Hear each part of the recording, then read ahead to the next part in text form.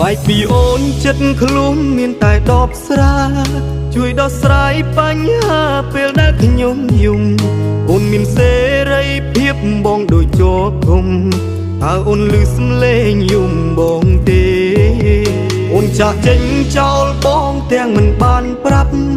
បងឈឺចាប់ពេលឃើញអូននៅក្បែរគេបងអស់សិទ្ធគ្រប់យ៉ាងបានត្រឹមមើលថែបងចង់ឈួតលប់ឡាយហើយណាអូនអើយគេម្នាក់នោះអោបអូនបងអោបដបស្រា